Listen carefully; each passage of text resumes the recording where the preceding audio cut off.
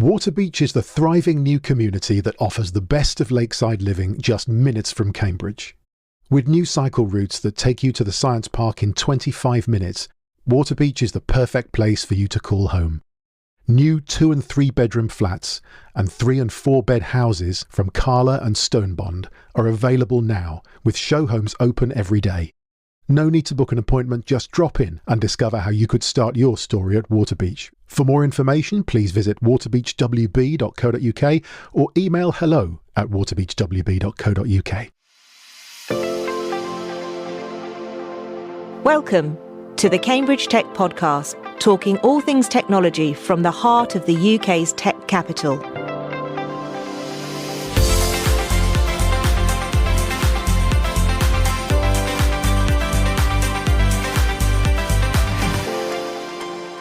Here are your hosts, Faye Holland and James Parton. Hi, I'm James. And I'm Faye. So James, it's been a short week for me this week, but you're back to work now, so what's been happening? Yeah, I had most of last week off, so I had a lot of cobwebs to blow off. So yeah, a week of kind of catching up, and Trinity Bradfield Prize delivery work. Applications are open today, so check out the website and apply. I also met this week with Claire Sutcliffe to learn more about Innovate Cambridge's community plan and to sync up and see how we can partner on their new space that's opening in October, which is exciting. And then, yeah, Cambridge Tech Week is right around the corner. So lots of prep work for that, just planning the panel for day one, the Welcome to Cambridge Day. So, yeah, tons going on. How about you? I think pretty similar, actually, in the few days that I've been here. So I met up with Catherine Chapman. It's her first full week, I think, at the helm of Innovate Cambridge. So we were catching up on a variety of different things as well. And I also squatted. So thank you to Cambridge Innovation Capital, who let me just stay there and loiter all day. So that was nice. I bumped into a few people there too. And like you, just getting ready for the Cambridge Tech Week event. So we've been planning, haven't we, for the live episode. And we've got Ray Anderson of Bango, Mark Rodriguez Garcia from Zampler joining us. And we're going to be talking about the growth and leadership that they've gone through and they've experienced in front of a live audience. So I think we have a little bit of practice to do next week, but it's definitely going to be worth coming. So if you haven't got your tickets, get them booked, because like you say, it's coming around really fast now. It is, yeah. Okay, great. Well, why don't we switch gears into this week's tech news from around Cambridge. So let's open up with congratulations to Mahanthan Tiller from Q8, who we talked to in episode 48. They've been named as a biotech startup to watch by Sifted. Brilliant. And I think there's a couple of others in there as well, locally in that list, if anyone wants to go and check it out. Another celebration for VividQ, the leader in computational holography. They've secured an extra $7.5 million Series A funding, so it brings their total haul for Series A now to more than $30 million. The round was led by Foresight Group and included some new investors such as Game Tech Ventures and a Florida-based Ruttenberg Gordon Investments, and also some of the existing backers. So congratulations to Darren Milne and the team there too. A welcome to a new international business who's just set up in Cambridge. So they're called G-Scan. They're an Estonian startup, and they've just raised £9.5 million so far. So they've opened their first international office here in Cambridge. We look forward to hearing more about them soon. Yeah, and I've not heard anything about them. I just picked up the news. So yeah, we'll have to do a little bit of digging and find out some more information about them. And then the final piece of news is a call on behalf of our friends at Cambridge Enterprise. They're looking to interview a really good selection of women entrepreneurs out of Cambridge. So not just entrepreneurs that are coming out of the university, but much more generally as well. So if you are a startup or a spin-out founder who's female, or you know someone who is, it's worthwhile getting them to reach out and to do, basically they just want to do a 1-hour interview. It can be online, it can be in person, so that they can understand the experiences of women entrepreneurs a little bit better and how they are affected or not by the innovation ecosystem. So I think it'll be a really interesting project, and we'll put the links to who to contact in the show notes as well. That's right. And the keen listeners will have heard a new advert at the beginning of this week's episode. So we're delighted to welcome on board Urban and Civic as a new partner for the podcast. And this week I caught up with Fiona to learn more about what they do. Fiona, thanks so much for taking the time to chat today. We're very excited to have Urban and Civic supporting the podcast. We talk a lot about growth and the future needs of the city. I guess you're ideally placed to comment on that. Could you talk us through the work you're doing in the area and especially the Water Beach development? Absolutely. So Water Beach is a new town and has been planned for a number of years, where we're transforming the old military base here at Water Beach into a new town. So we'll be delivering 6,500 new homes, 5 schools, a range of community spaces, a town centre with health centre, shops and local services. And then on top of this, we'll also be delivering 250 acres of green space, which has been enhanced for sports, leisure and recreation. We're at the really early stages of the development at the moment, with the first 200 homes being built and occupied. So we've welcomed our first residents, which is really exciting. We've got a lakeside cafe up and running and open, along with woodland play areas, community facilities, and the first primary school due to open in September 2026. We've also got really extensive on and off-site travel connections, and we're building a new route that will take you from your sort of front door in Water Beach to the Science Park in about 25 minutes by bike. So it's a really, really exciting new development for Cambridge. It sounds great. You mentioned there is an ex-military base. I think actually Cambridge Science Park also was used by the US Army in the Second World War. So what's the former history of the site? So the base was used by the RAF in the Second World War, with 514 Squadron flying from here. It was then used by the Royal Engineers until about 2009. And the Royal Engineers, in fact, built the beautiful lake that we have here. So they built that for their amphibious vehicle training. We took over the site and have sort of since been able to refurbish some of the spaces that they use into really thriving new community spaces. So it's been really lovely to see the transition of the site evolve in this way. We actually also have a military museum on site. So if you're interested in the military history of the base, you are really welcome to come and have a look and explore all of the wonderful stuff that they have in the museum, all of the sort of artifacts and history that's in there. You can find out loads more about the military usage of the site. Sounds interesting. So you touched there on kind of community facilities. So how has the local community been involved in the development? So the community have been involved since day one. We work really hard to ensure that they're kept up to date with the development. So we've done various sort of consultations, asking people's opinions, what they think, and taking that on board in the design, as well as keeping people up to date with our newsletters and local community forums that are hosted by South Cambs District Council. We also have a designated community development lead that helps new residents settle in and find their feet and sort of liaise with the community about everything that's going on. And as I mentioned, we've opened up the spaces that were used by the military. So by refurbishing the sports hall and studio for local groups to use, we're able to ensure that Water Beach is a space for everyone. We've got about 45 groups a month using those spaces, with everything from rugby tots for little ones up to fitness classes for older people. So there really is something for everyone to do. We've also got a thriving monthly community market, and we've just hosted Summer at the Beach, which is a local free arts festival with exhibitions and workshops. So the community are really able to be involved in both the future development of the site and the day-to-day activities that we have going on here.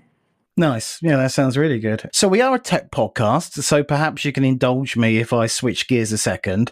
You know, each week we're talking to an increasing number of startups that are working in construction or property or clean tech, you know, looking at the environmental impact of construction, or like researching new materials and processes or robotics. So, you know, a two-part question really. So first of all, how does Urban and Civic explore new technology for their business? And secondly, what kind of technology and environmental features are going into the development of Water Beach? So as you can imagine, this is a really ever-evolving area, and the Urban and Civic team work really hard with all of our partners to explore the latest technology and engineering techniques. So our project management and sustainability teams work really hard with our consultants to ensure we're leading the way, both in terms of the sort of engineering side of things, but also in terms of our sort of carbon reduction and water usage, which obviously is a really key conversation for Cambridge. One of the biggest pieces of infrastructure we're going to install will be the next bridge that will connect across the A10 in the next year or so. So the project management team have been working really hard to ensure that that has sort of got the latest sort of engineering infrastructure in it. And then we've again been working really hard with water saving. It's a really key piece of infrastructure for us. So both in terms of the wider infrastructure of how the water gets to site and how it's used, but also within the homes themselves. We're really proud to be an electricity-only development, so there's no gas at all on site. I think we're probably one of the largest electricity-only developments, and all the homes are fitted with air source heat pumps, car charging ports, and like I mentioned, those kind of key features that help to reduce water usage. And then on a wider sustainability point, we're really proud to be working to the 20% biodiversity net gain, which again helps to reduce that carbon impact. But as you mentioned, it's kind of an ever evolving area of the market. So we're always looking and learning and seeing what we can do and how we can do things better. Well, it sounds like it's a fantastic development. So anyone listening that's interested in maybe learning more, where do they go to find out more information? So you can find out more about new homes at Waterbeach by visiting our website at waterbeachwb.co.uk, or you can come along, have a visit, come and visit the Lakeside Cafe and have an explore and pop into one of the show homes. The show homes are being built by Carla and Stonebond and are open daily. So we really recommend people come and have a look around. On top of that, we're also really excited to be holding an event at the Bradfield Centre on the 24th of September from 11:30, where we'll be talking about the housing market. We've got mortgage advisors there who'll be able to give people mortgage advice, talking about the benefits of buying a new home. So yeah, we really do encourage people to pop along to find out more about the housing market in general, but also to say hello and to talk to one of the team about how you could make your new home at Waterbeach a reality. Awesome. Well, thanks so much. Thanks very much.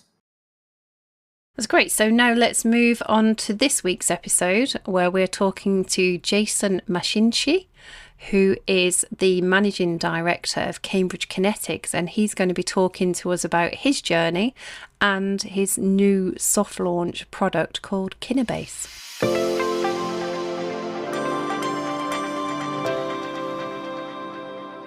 Jason, thanks so much for taking the time to come onto the show.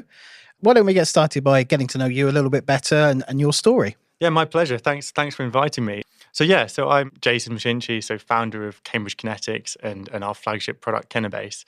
And basically, we've been running a company for 3 years trying to help businesses, SMEs, get really good software systems and help improve a lot of the kind of operational challenges that we see day to day. So a bit of background on myself. So I kind of got into coding at a very young age, very much inspired by my father in that sense. Ended up when I was at school helping out Roots into Languages and building an app that got used by over 500 schools in the country, literally while in year 9, year 10, which was it was quite something. It was a bit of an introduction to the world of work, and they were taking me out of lessons at school to sit and have meetings to try and plan out how we do the support of this thing and how we help these teachers. So did you make any money from that? Was that child labour? Well, it was a bit of a trying to help my Spanish teacher out, and it kind of grew from there. They ended up funding kind of a laptop for me, which was really handy at growing up as a kid. And then it was a case of just building up network. Went down to London to the European Commission to win an award off the back of this.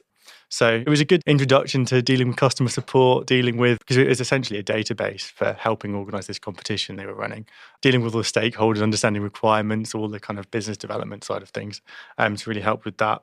Then after that, kind of had a couple of summer jobs doing coding, went to University of York to study computer science, and then did a stint at Philips Research, followed by Cambridge Design Partnerships, so one of the engineering consultancies in Cambridge.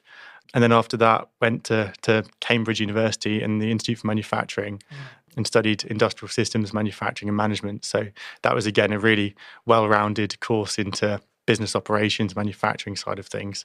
And then combine that with the software skills turns out to be so valuable, and so many businesses need this stuff. So that's kind of where Cambridge Kinetics came from, is combining, okay, I've seen the business side of things, I've seen the manufacturing side of things, I can see so many companies need software to run efficiently.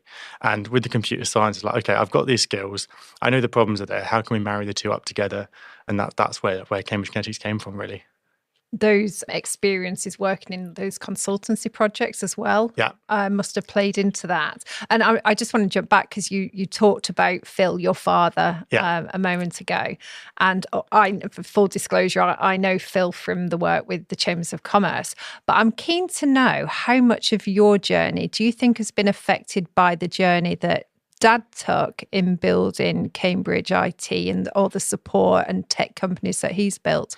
I mean, I've been very fortunate because for those of you who don't know, my father's been in the Cambridge industry for a long time, very much helping businesses with IT support and sorting out infrastructure. So because he's built businesses from the ground up, he didn't have much growing up. So it was very much a kind of a first-hand witness to that coming home from school. And my dad has worked late, taking phone calls like, I don't know, 8, 9 p.m. on a Saturday evening if servers went down, that kind of thing. So I kind of understood the value of money, the value of hard work. I was very fortunate he was able to kind of help give me work experience from the start. So being able to have those connections and that fortunate upbringing to be able to see what's going on in the Cambridge area and be able to kind of see how he's built this up with no kind of external funding, no VC money, that kind of thing.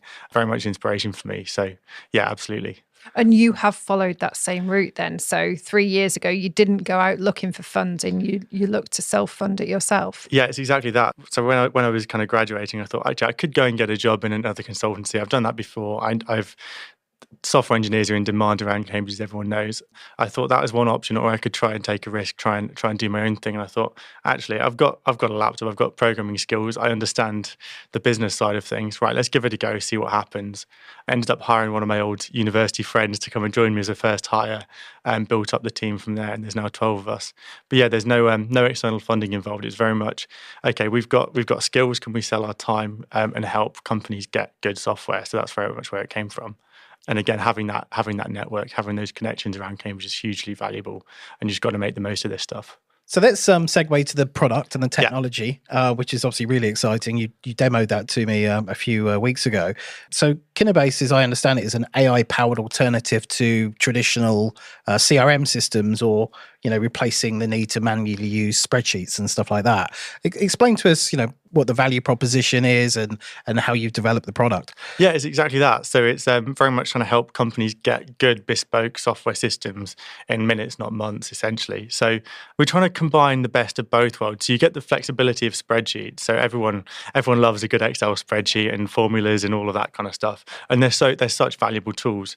And then on the other kind of extreme, you've got traditional CRM ERP systems like Salesforce, SAP, very big systems. You need consultants to go in and set them up for you, understand your data flows, workflows, processes. But once they're set up, they're really hard to change, and it can't evolve quickly with your business.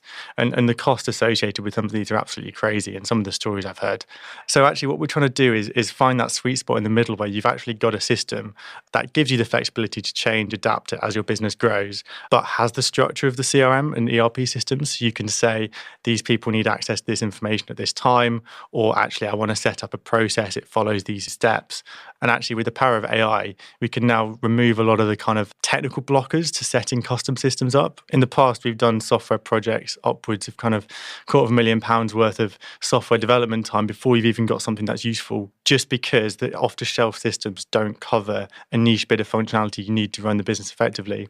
With what we've got with the AI, you can type into the box, right, I need a system to manage, I don't know, my IT infrastructure and my sales and opportunities, and it will generate you a system in front of your eyes to do that. So it actually does a lot of the kind of thinking behind and gives you a template to then build off. So actually, it's fantastic to demo, because when we get clients, we say, right, tell me about a spreadsheet you've got. Tell me about some process, some system you're really struggling with. Often kind of ISO 9001 is one that comes up quite a lot. And it's great because we can say, right, you want a system to track your risks, your stakeholders, your clients, your projects. Great, let's sit down, let's build it together. And then by the end of kind of an hour meeting, they've got a system they can go off and use. So and that sounds really transformative.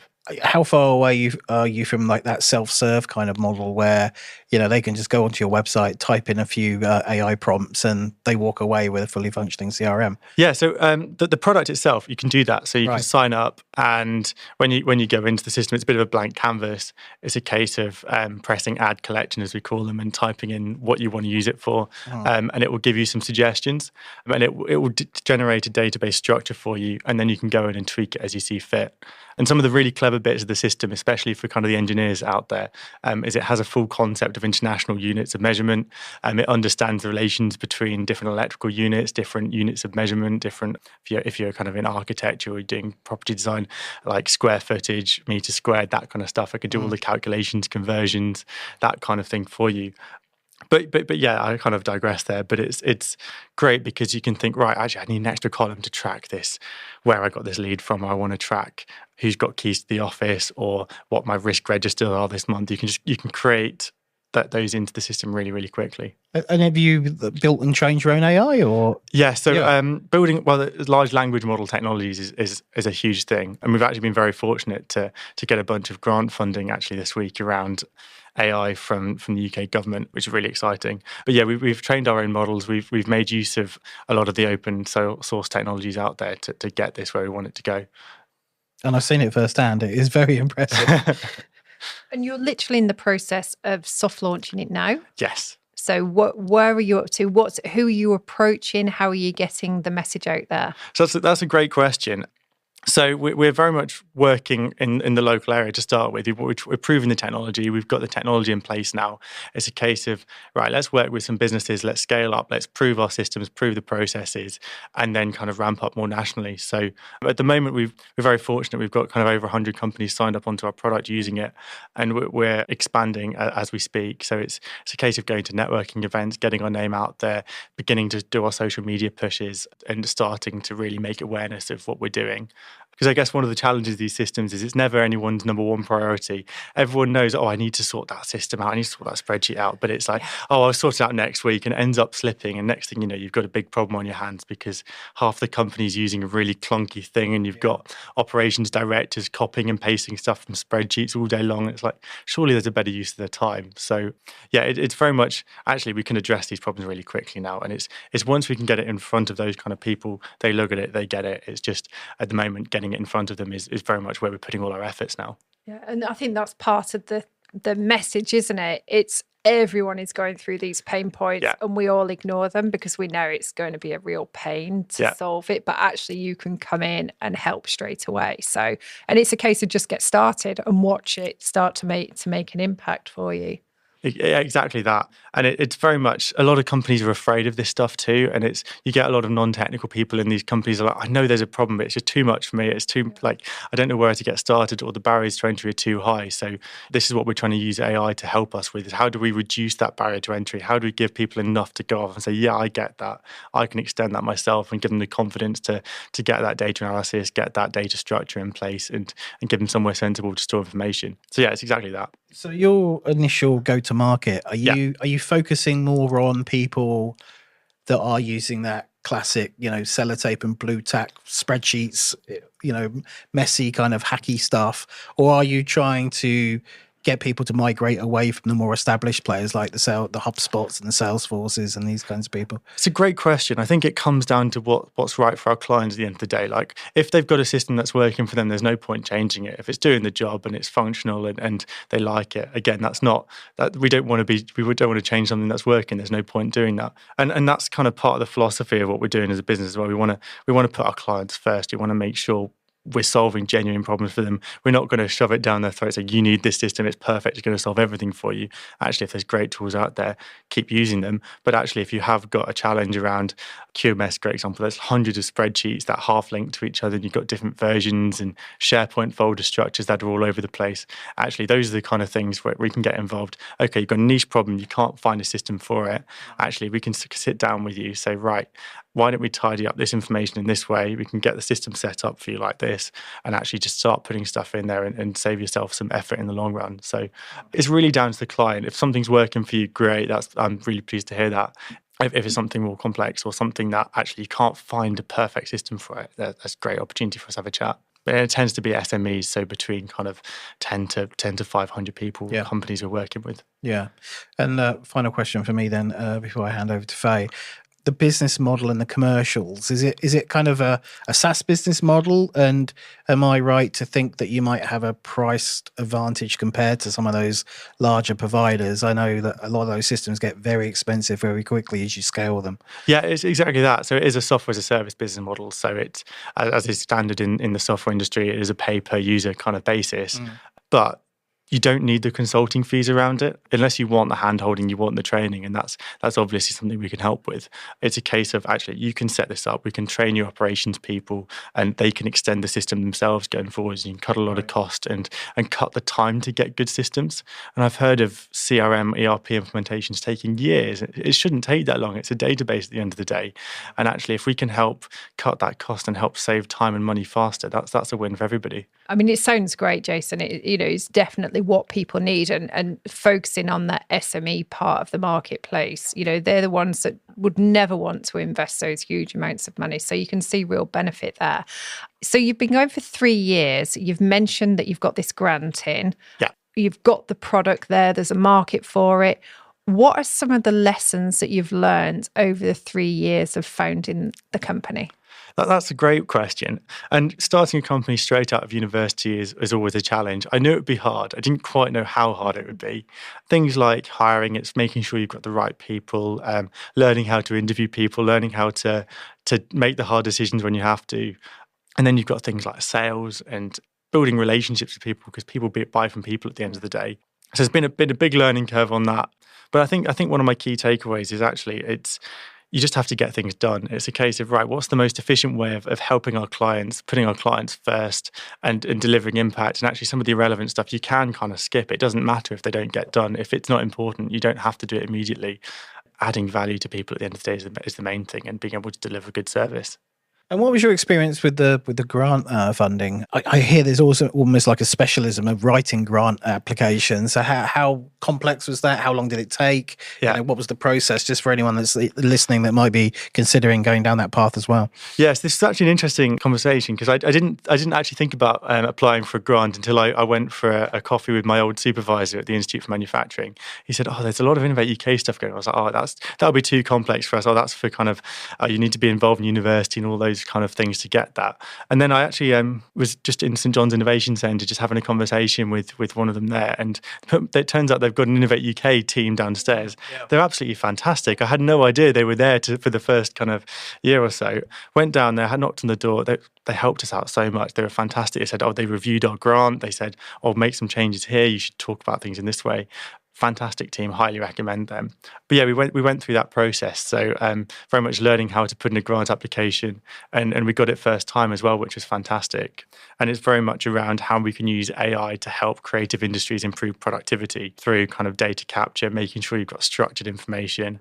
And once you've got good quality information, you can then do all the data analysis, reporting, and trying to reduce the need for data science skills to get the insights and KPIs you need to make good business decisions. So that's very much what that came out of. And yeah, we've very much been working on that project now. The AI prototypes that the guys have been building are absolutely fantastic. So I'm really excited to share more on that over the next coming months. Yeah, that's great. And I think Kristen and Chris Ellis and everyone will be very happy with that shout out. And it's important though, because these resources do exist to help us. So it's important we do signpost them too. So I bumped into you at the Impulse celebration dinner. Yes, that's right. I think July time that was. You talked earlier on about how getting out there and getting the message out there is important. How have you found the ecosystem in Cambridge to help with that? Yeah, Cambridge is a fantastic place. That's part of the reason kind of I stayed put here, is because there's so much going on. You've got so much talent at the university. There's so many kind of great networks once you know they exist. I think one of the barriers to entry for me was not knowing a lot of this stuff existed. But actually, once you've discovered them and you have conversations, everyone's really approachable, really friendly. You just have to kind of push a little bit on the doors and see which one's open. But once you're in there, there's some great support, great networks, great people. And as I said, St John's Innovation Centre, fantastic place to be. That's where our offices are. And again, their team have been really, really supportive of what we're doing. And then think connections with universities. So Institute for Manufacturing, another great place. Computer Science Department, we've got connections with. Again, fantastic to work with. So it's really kind of reaching out to people across the Cambridge ecosystem, and actually everyone's really willing to help and contribute where they can. And again, the Impulse program, that's a fantastic one. We're able to kind of go along and help some of the kind of new guys trying to set up businesses, given some pointers from someone who's only just done it very recently, which is very, very kind of rewarding for me. Yeah. And have you used mentors? Have you got peer networks with other kind of, founders across the city? Yeah. So as I said, kind of the university is a great connection. Institute for Manufacturing, again, there's some fantastic people there.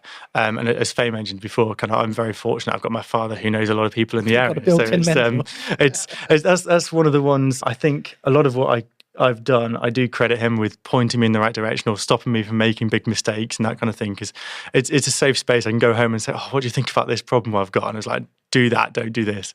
And I'm very fortunate to have had that. And that's what I'm trying to do as well. I'm trying to give young people opportunities as well in what we do. We've got 2 interns at the moment from the university and also from my old university at York. A couple of weeks ago, we had a work experience student from Comberton Village College, so where I went to school several years ago now.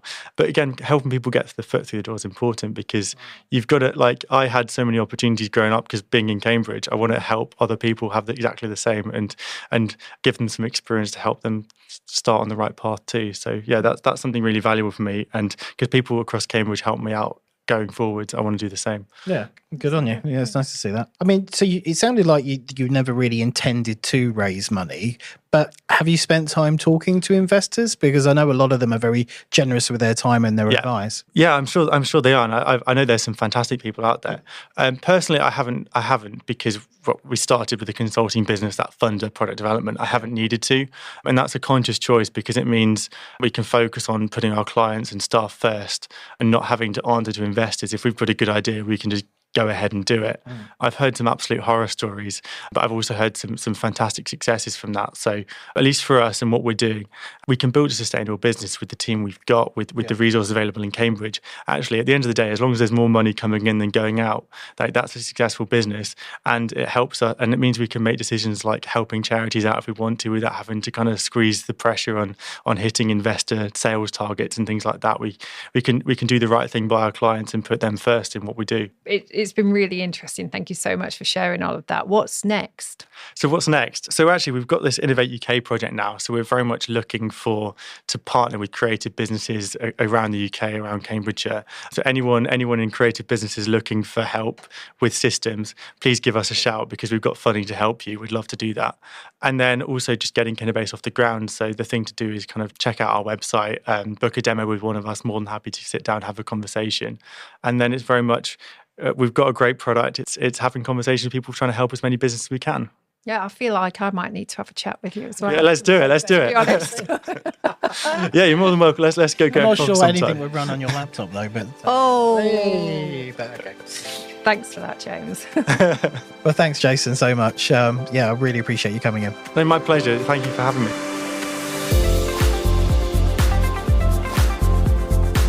Today's show was produced by Carl Homer of Cambridge TV and supported by our media partner, Business Weekly. The Cambridge Tech Podcast is available on all major podcast platforms and on cambridgetechpodcast.com. If you've enjoyed this podcast, please give it a 5-star review. It will really help others discover the show.